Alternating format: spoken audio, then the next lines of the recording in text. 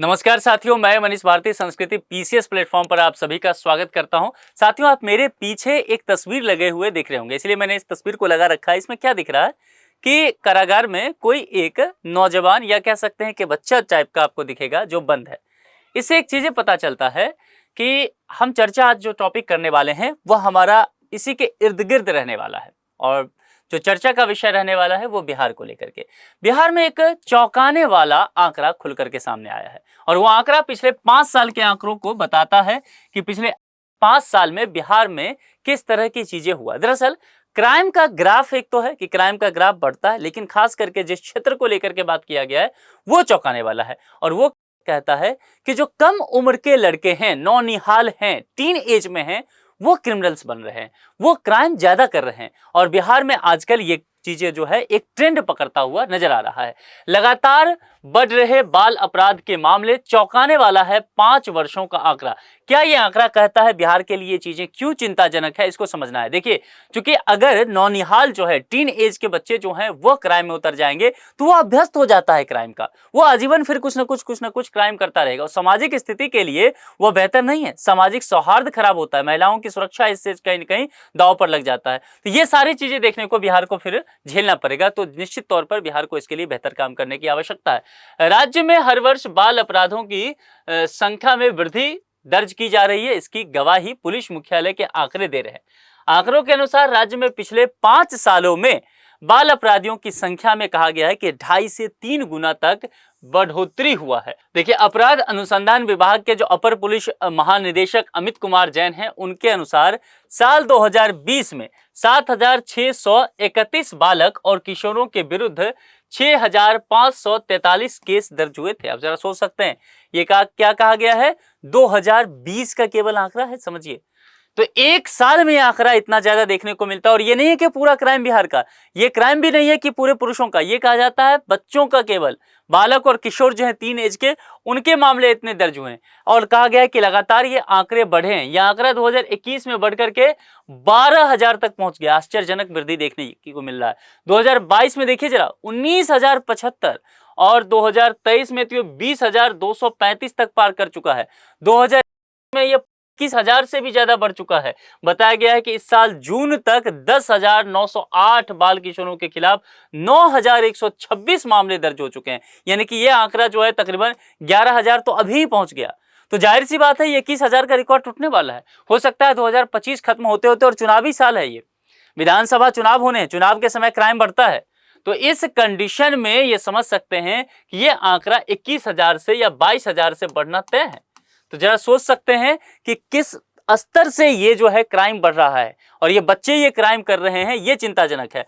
साल 2020 से जून 2025 तक के कुल आंकड़े देखें तो 77,384 आपराधिक मामलों में 90,935 बाल किशोर शामिल है। 90,000, और ये जून तक का है। ये मान के चलिए 25 खत्म होने का मतलब हो गया कि 1 लाख प्लस होने वाला है।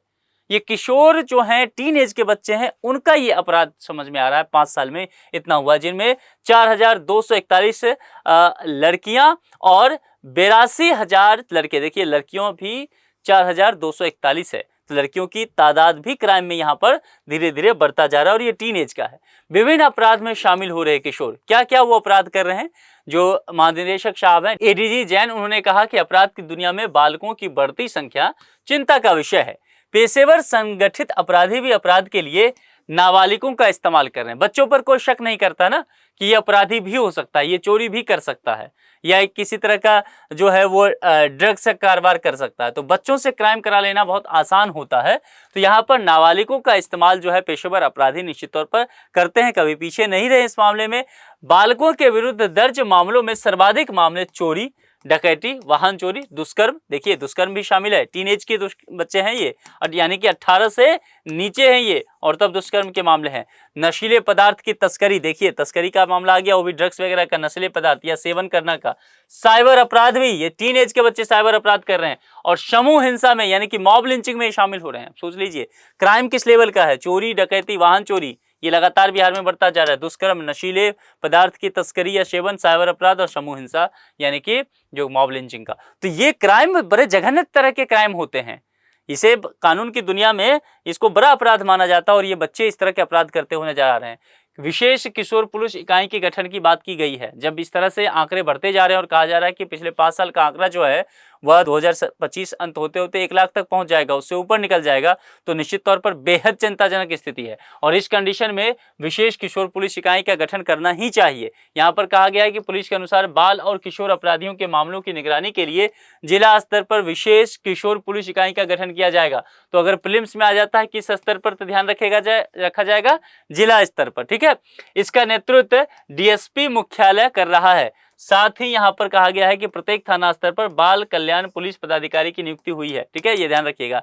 वहीं पुलिस अधिकारियों को भी बाल अपराध को लेकर के प्रशिक्षण दिया जा रहा है, ट्रेनिंग देने की बात की जा रही है कि कैसे बाल अधिकार को रोका जा सकता है। आजकल देखेंगे जहां भी जितने भी क्राइम बिहार में हो रहे हैं, खास करके मर्डर के केसेस तक हो रहे हैं, वो कम उम्र के बच्चे करें, 17, 18, है ना, 15, 16 साल के बच्चे जो हैं, जिनको दाढ़ी मूछ भी नहीं आया है, गोली चला रहे हैं। तो ये चीजें समझना पड़ेगा, है ना। सामाजिक दृष्टिकोण से ये फिर अभ्यस्त अपराधी मत जाएंगे। तो आपको क्या लगता है कि बिहार सरकार को क्या कदम उठाने चाहिए? एक तो विशेष पुलिस गठन की बात की गई है, एक अलग डिपार्टमेंट बनाने की बात की गई है जो अलग लेवल से अब बन भी रहा है, और अलग तरह के पदाधिकारी की भी नियुक्ति हुई है। लेकिन क्या इतना पर्याप्त है?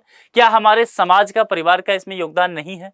ये समझने की बात है, क्योंकि ये छोटे बच्चे हैं, अभी तो नाबालिग ही रहे हैं, 18 से कम है, तो वयस्क भी नहीं हुए।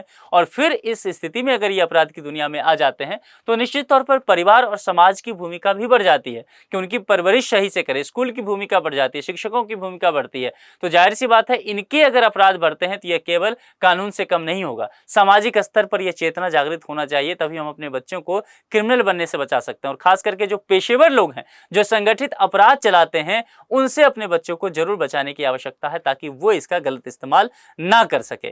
तो आप लोग क्या सोचते हैं? अपने विचार कमेंट बॉक्स में लिख करके जरूर बताइए। आज के लिए इतना ही। अपना बेहद ख्याल रखिए। बहुत बहुत शुक्रिया। Thank you so much.